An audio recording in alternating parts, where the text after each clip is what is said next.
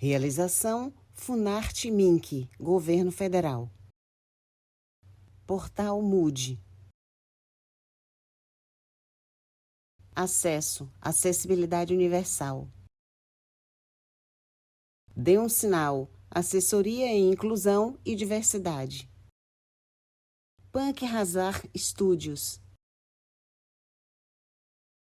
Me Too Produções. Sentados e dos quadris para cima. Olá, eu sou Eduó, um homem cis, branco, careca, de barba branca.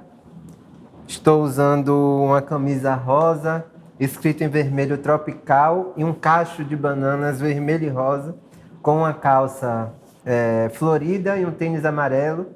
Ao meu lado, Cíntia Santos, intérprete de Libras, uma mulher preta retinta, com tranças longas, um cropped branco, como é o nome, Cíntia? Kimono. Um kimono amarelo e calça bege, tá com adereços prateados. Estou muito feliz porque hoje a gente começa o ciclo de conversas alejadas em Salvador, um projeto realizado através do edital Funarte Retomada, categoria dança.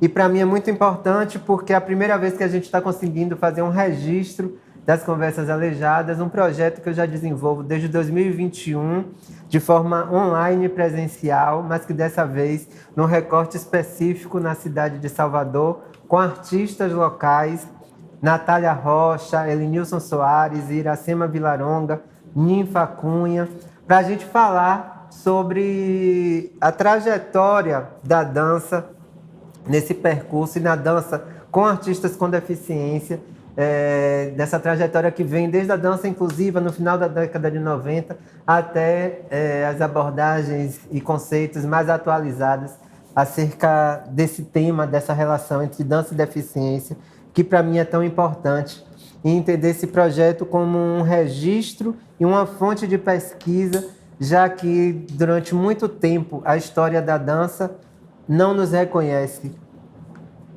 no seu interior. E aí acho que é importante a gente entender do que se trata o alejar.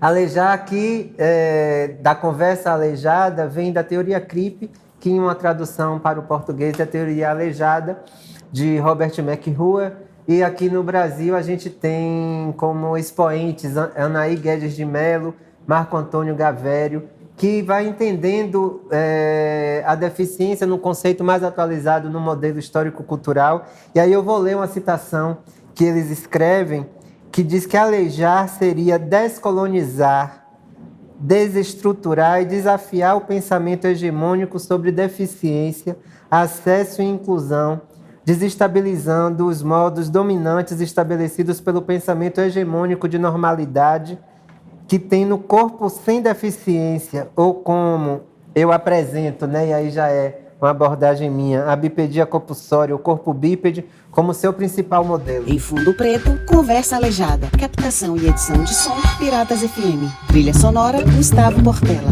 Intérprete de Libras, Cíntia Santos. Produção executiva, Ney Lima. Direção, Matheus Rocha. Direção de fotografia, Guim Vasconcelos. Idealização, Eduó. Finalização, Me Too Produções. Apoio, Punk Hazard Studios. E agora com vocês, a conversa aleijada número 1 em Salvador. Episódio 1, com Eduó. Mediação, Natália Rocha. Oi, eu sou Natália Rocha, eu vou me descrever. Eu sou uma mulher de pele branca, estou com os cabelos curtos, que vai em camadas até um pouco depois do ombro, louro médio. Tenho olhos grandes, testa grande, estou maquiada, estou com unhas pintadas e estou usando um vestido branco de renda, de malha que se ajusta ao corpo, longo.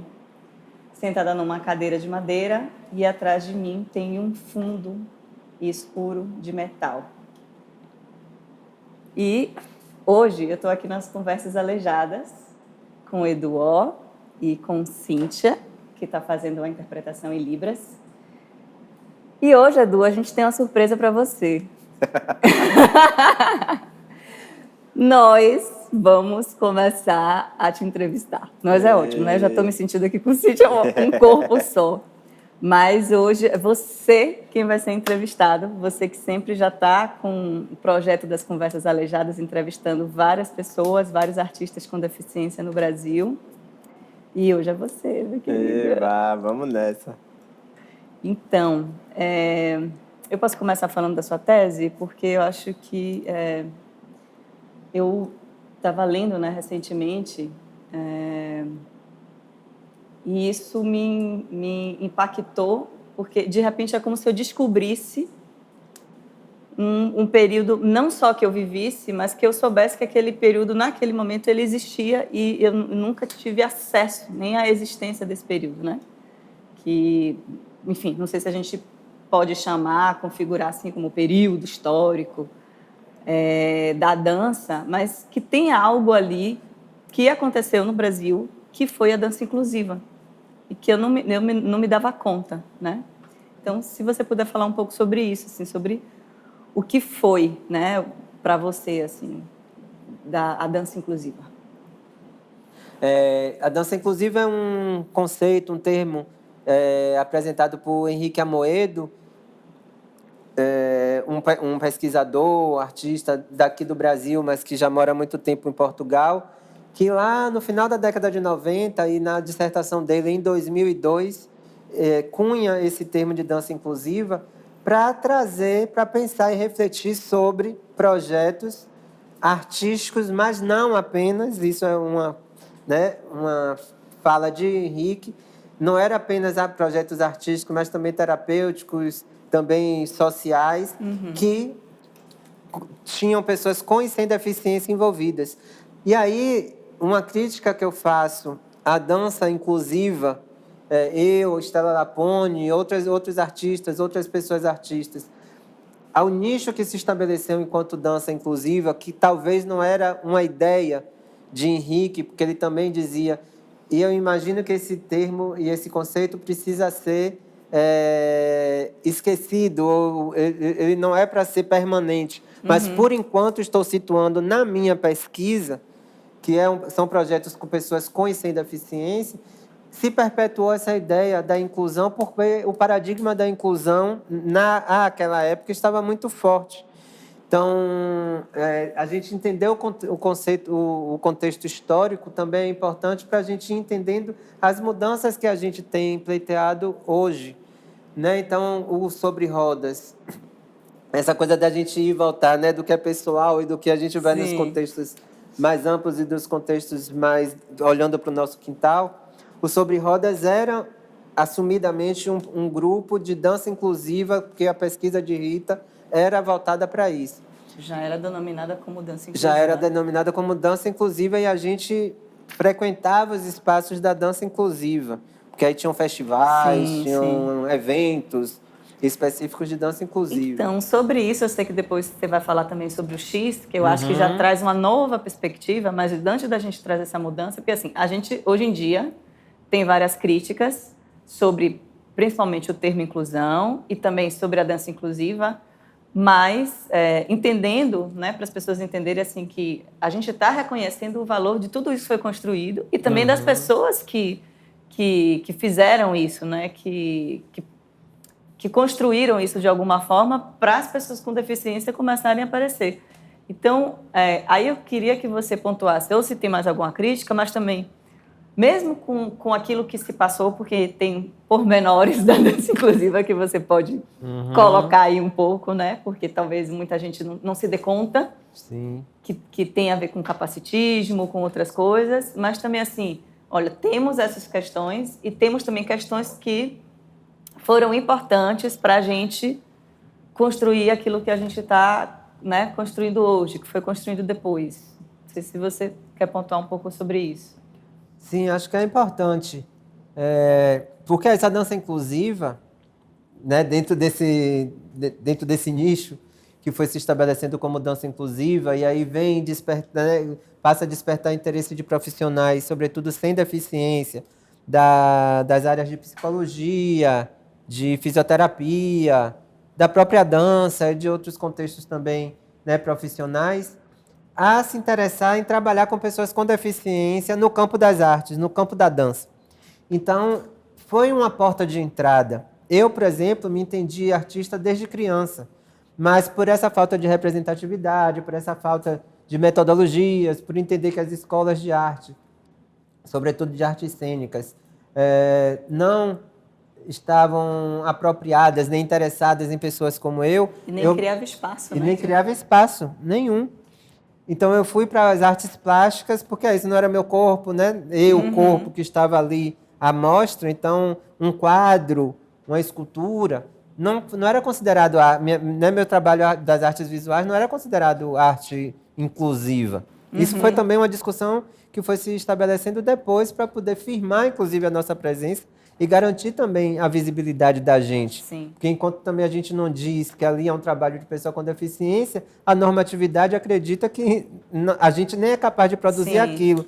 Então, é um paradoxo. Eu acho que a gente pode conversar sobre isso, entendeu, Nath? Sim. Que também queria ouvir que a gente pensasse sobre isso, porque é muito paradoxal a relação com a deficiência, porque, ao mesmo tempo, se a gente não garante a nossa visibilidade, nossa presença, não firma verbalmente, na escrita, enfim, que é uma produção de pessoas com deficiência, a normatividade não considera que a gente seja capaz de fazer aquilo. Se a gente afirma que é de pessoa com deficiência, nos coloca nesse lugar do inclusivo, que é a crítica da dança inclusiva, Sim. né? Que levava a gente para os cercadinhos da inclusão, como diz Estela.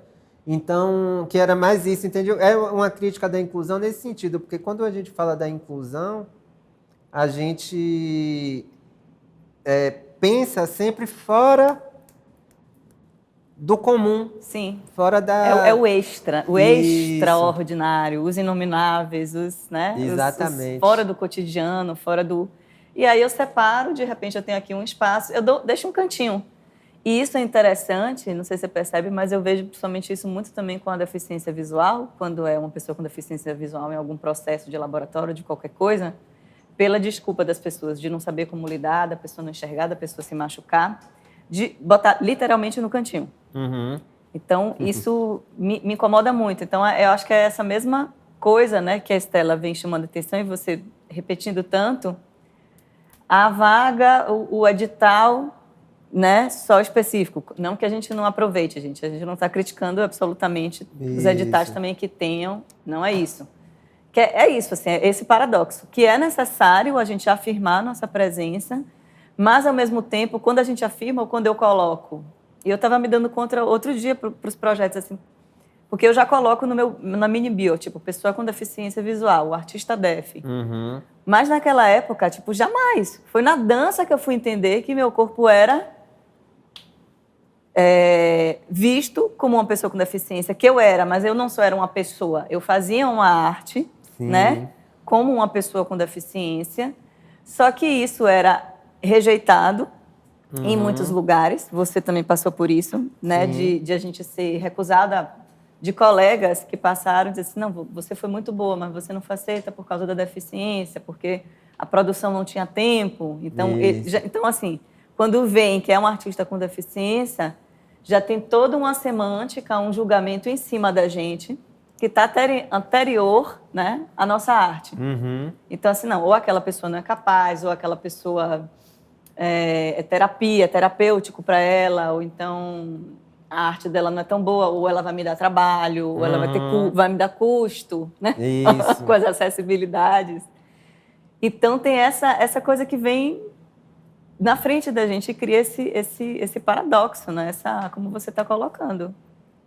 Eu tenho pensado muito nisso, nesse paradoxo da deficiência, porque é sempre um laicar, um cuidado da gente não... Porque a gente acaba sendo cooptado por esses discursos, né, da inclusão, porque aí a gente entra pela lógica também neoliberal, de que, né, a empresa ou as instituições começam a se beneficiar, se aproveitando do discurso da inclusão, se aproveitando da nossa presença, se aproveitando, né, do discurso da deficiência, mas que normalmente, e aí também é uma outra crítica a esse contexto da inclusão e da dança inclusiva, que normalmente eram grupos que eram produzidos, a direção, coreografia, sempre com pessoas sem deficiência, que convidavam pessoas com deficiência, e aí também tinha a ver sobre...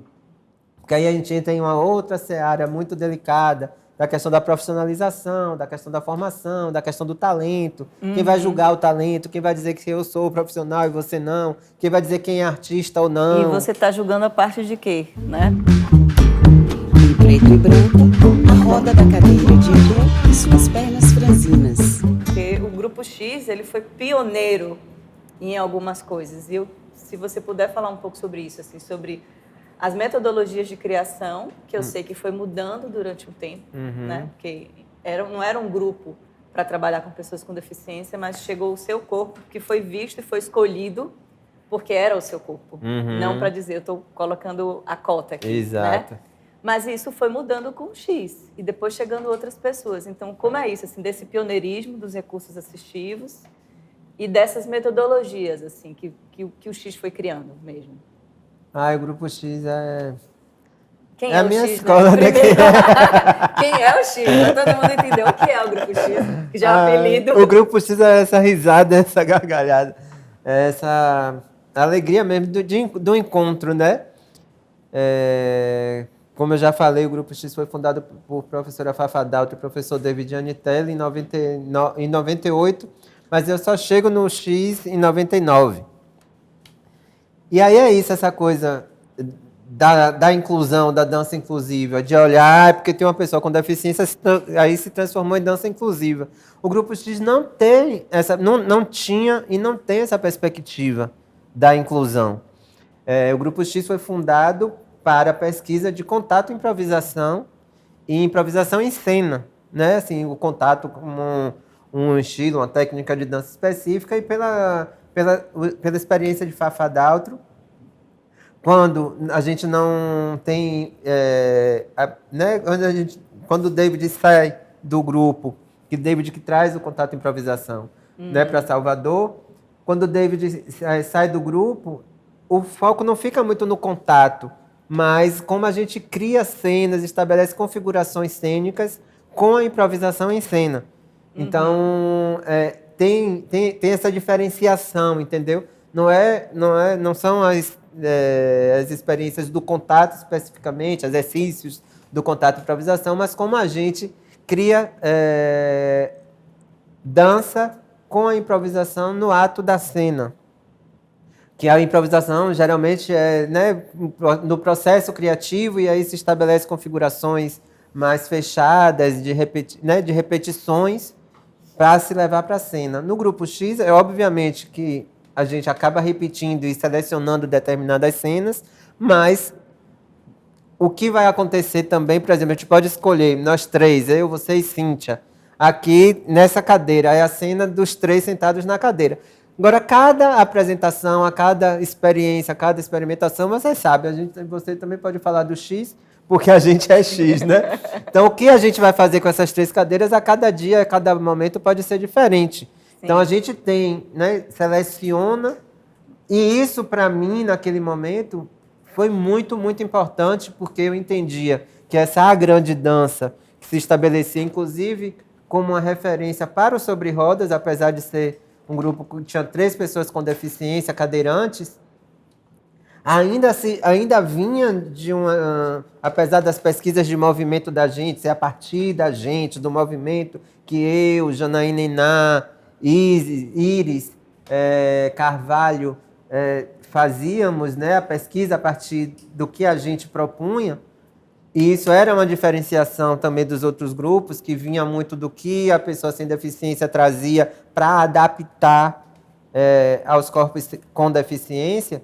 No X, isso era rasgado, isso, né, era um outro nível. Era outro paradigma. Era outro paradigma, que era a gente entrar, e aí Fafá trazia tapete, plástico, guarda-chuva, enfim, os elementos do X que são muito importantes. A cadeira de rodas se transformava num elemento cênico e não apenas num elemento que, né, denunciava ou determinava a questão da deficiência. E eu não entrei por causa da deficiência, como você disse, no X, né? Foi pelo que David foi assistindo eu no Sobre Rodas e aí me convida. Então aquilo me abriu um mundo de possibilidades assim de entender a dança, porque é isso. Os discursos da dança super contemporâneos e abertos de corpo, de tal e tal e tal, ficam fechados no universo da dança e de uma especificidade também de um grupo da dança que não abarca todo mundo. Por exemplo, eu danço há mais de 25 anos e o que ainda a minha família e pessoas muito próximas a mim ainda pensam nessa dança, a grande dança, né? Então, assim, como é que a gente vai fissurando isso? E o X trazia, e aí tem o projeto Euforrico com a Companhia Armacadã da França, que também extrapola um outro lugar da improvisação, dos espaços públicos, das pausas, da presença, que era uma coisa que a gente no X não tinha. A gente é da agonia, né? Gente, E o aí tempo de Fafá, que 60 segundos eram 10 segundos. E aí tem as suaves mudanças. Que é isso, o X é maravilhoso nesse sentido. Assim, a gente estrutura essas... Olha, a cena da cadeira, depois vem a cena de esvaziar o espaço, depois vem a cena de um solo que atravessa. Chega no momento, se acontece alguma coisa no entorno, suaves mudanças, suaves mudanças, suaves mudanças. E a gente muda o espetáculo todo no momento da cena. Então a gente transforma aquilo, acolhe o que está no entorno, entende? Então é um aprendizado muito incrível, assim, pensando no projeto Cena Aberta, que a gente tinha com a Andrea Daltro, cantora do Grupo X, né? Cantora e era integrante do Grupo X, com Ricardo Bordini, músico, professor da Escola de Música e tal. E os estudantes de Fafá e David e os estudantes do curso de canto de Dea. E aí a gente se juntava na terça-feira às 14h para criar cenário, para criar roteiro, para criar iluminação, para criar tudo, para apresentar às 19h. Então, assim, tudo era produzido em 4 horas, entende? Então, assim, como é que a gente... Não era uma lógica daquela dança pensada, estruturada para as 19h de tal dia. Não, era semanalmente a gente criando um espetáculo em 4 horas. Isso, para mim, foi uma escola muito grande. Então, a gente é safo no Grupo X e em qualquer outro lugar que a gente vá, não está dando certo, a gente consegue transformar aquilo, né? O que poderia ser considerado erro na cena, aproveitar aquilo. Então, você sabe o traquejo que a gente tem disso de chegar e de sair. Então, Edu, que dança é essa que você faz? É uma dança enlagartada, é uma dança perturbadora, citando Judite, que chorar mas não consegue, o corpo perturbador, né? Mas eu acho que, dentro da minha experiência, Nath, acho que eu estou falando muito acho. Diga logo, eu sei.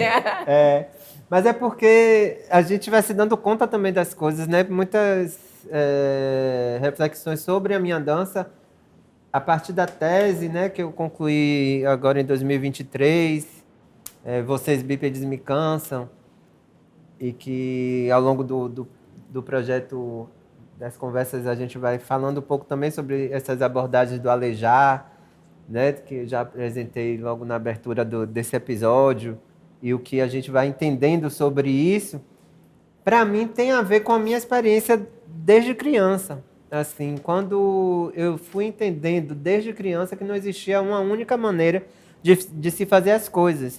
Então, é uma história que eu sempre repito isso, da coisa da bicicleta, de minha mãe me empurrar na bicicleta e eu entender que não era privilégio de quem pedalava. Eu repito porque eu acho que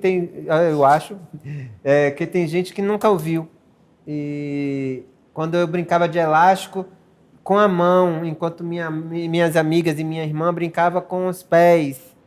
Eu subia imóvel, descia imóvel e brincava de gude, baleado. Enfim, brinquei de tudo e fazia as coisas na minha infância, que quando eu me entendo no contexto da dança, é a mesma coisa. Não tem por que eu acreditar que a dança seja privilégio de quem só fica no apoio de 2 pés. Isso para mim não faz sentido nenhum. Compreender uma dança pautada apenas numa normatividade de quem anda né, com 2 pés. Que eu digo, eu ando de cadeira de rodas, eu ando engatinhando, eu ando carregado. Ou seja, eu tenho mais maneiras de andar do que os bípedes, como eu chamo, né? Dentro da pesquisa, são as pessoas sem deficiência, dentro dessa estrutura normativa que determina o mundo a partir do corpo sem deficiência. Então, quando Fafá vai fazer o doutorado dela em São Paulo, o Grupo X diminui um pouco o ritmo. E essa coisa, e agora? Sem o Grupo X, a dança acabou para mim. Que dança é essa? Que a gente precisa estar especificamente em um lugar, em um grupo, porque nenhum grupo me convidava. Todo mundo me achava maravilhoso, lindo, dançarino ótimo, mas não me convidavam para nenhum projeto, a não ser Clênio Magalhães, que foi inclusive a pessoa que me estimulou a dançar, a entrar no Sobre Rodas, que era estudante da Escola de Dança, e dizia, amigo, você dança, você pode dançar, você é maravilhoso, você já faz performance e tal.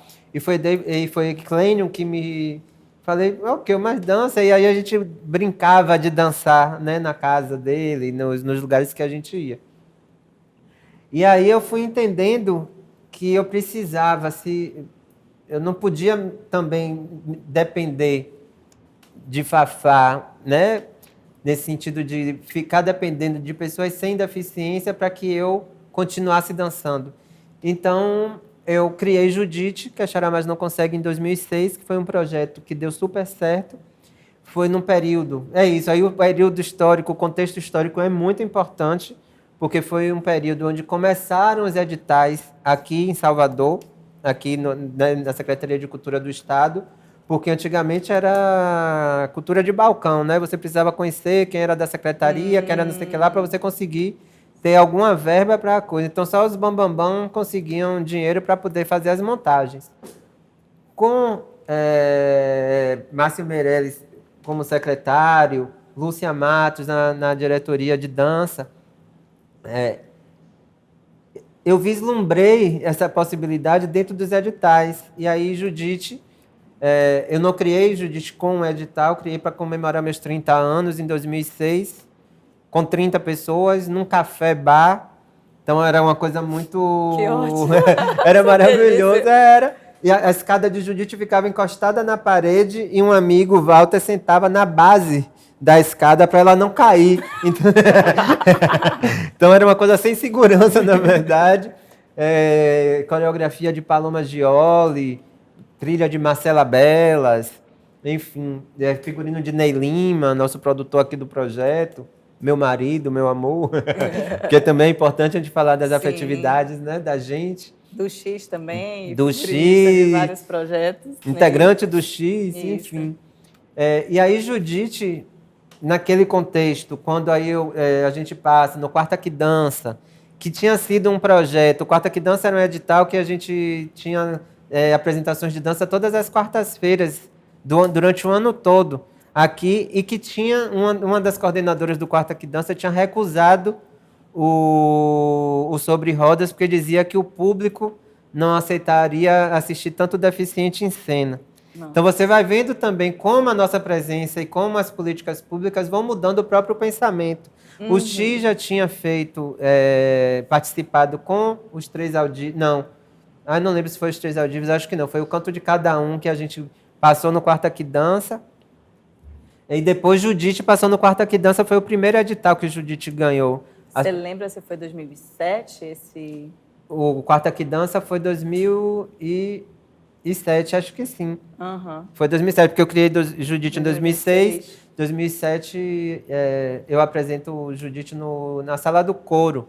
Então, assim, E aí começam também, por causa dessas questões do baixo orçamento, das questões também das políticas públicas, né, de um fomento que não é tão grande assim, começam a surgir os solos, né? E aí tem um boom dos solos de dança, porque era uma coisa também que barateava a produção. Fazer projetos com baixo orçamento, com grupos muito grandes, a gente não tinha como se pagar. Então começaram os solos. Mas que inclusive era considerado monólogo de teatro e solo, Ave Maria era uma coisa, não era muito valorizada, né? Tinha aquela coisa da companhia e tal.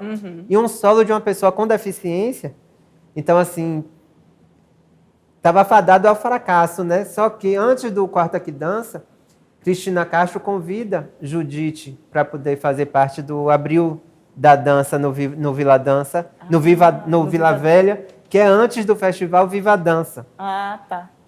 Desse projeto virou o Festival Viva Dança. Mas era um festival que tinha durante já o mês todo de abril, e a gente fez as 4 quintas-feiras de abril de 2007, com casa super lotada e gente voltando. Então, assim, Judite levou 10 anos em cartaz, né, em escolas, com vários editais de circulação nacional, com desdobramentos imensos, assim, importantíssimos, como o audiobook, o livro infantil, a oficina, um curso de dança para criança, pela perspectiva da Lagarta, mas a Lagarta era, na verdade, pesquisar as minhas estratégias de pensar a dança, metodológicas de pensar a dança a partir da minha corporalidade, né? Do me arrastar, do girar, de como ser um corpo lagarta, ser um corpo casulo, ser um corpo borboleta. Então, Judite é a base realmente assim da minha trajetória profissional independente, né? Paralelo ao X.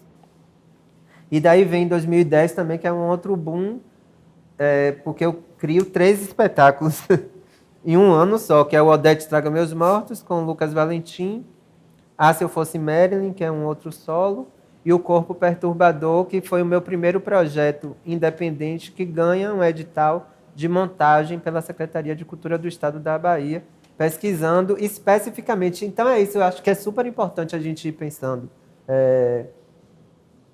Como vão se transformando, entende? Quando a gente estava ainda discutindo as questões da dança inclusiva, o pensamento era: o público não vai aceitar tantas pessoas com deficiência em cena. Lá em 2010, tem um projeto específico que fala sobre sexualidade do corpo com deficiência pelo viés do fetiche. Quer dizer, super tabus. Super tabus, entende? E um corpo com deficiência. Então, você tem já o corpo com deficiência em cena, a mostra, né? Uma parte a mostra, uma parte dele a mostra, falando sobre sexualidade e sobre feitiço. Quer dizer, 3 tabus juntos numa coisa. E que é aprovado, entende? Que também um outro que tem super...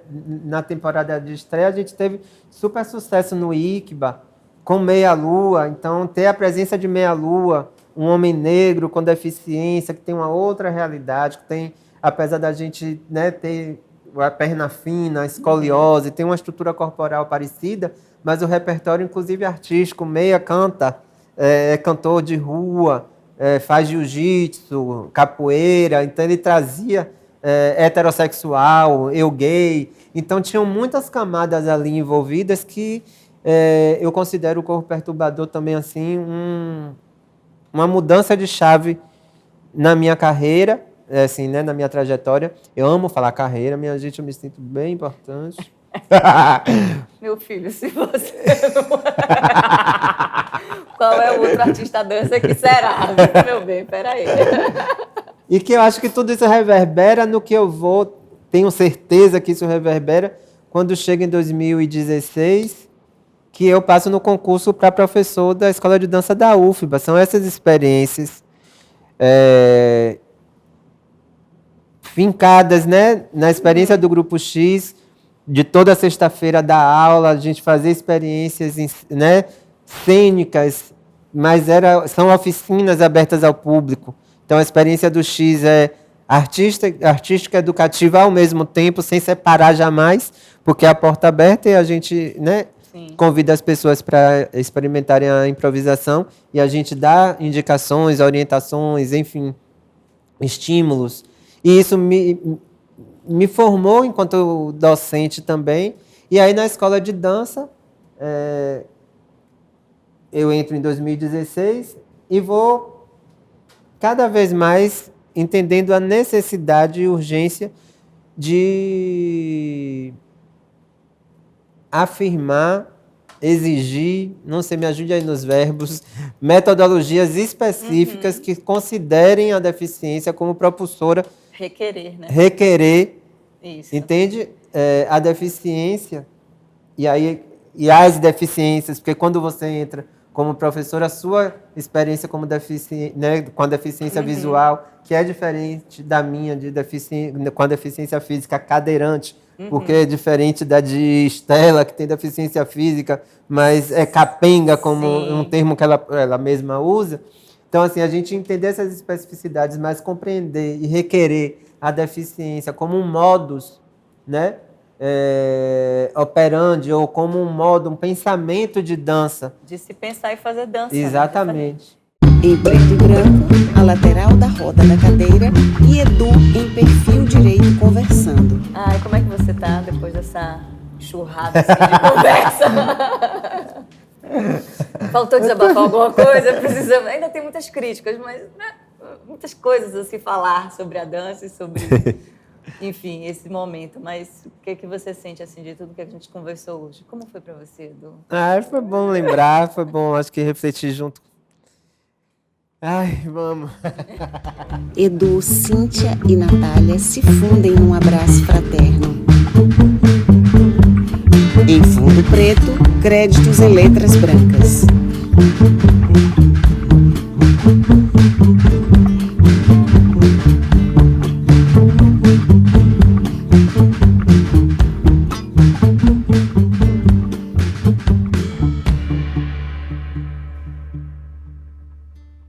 Portal Mood.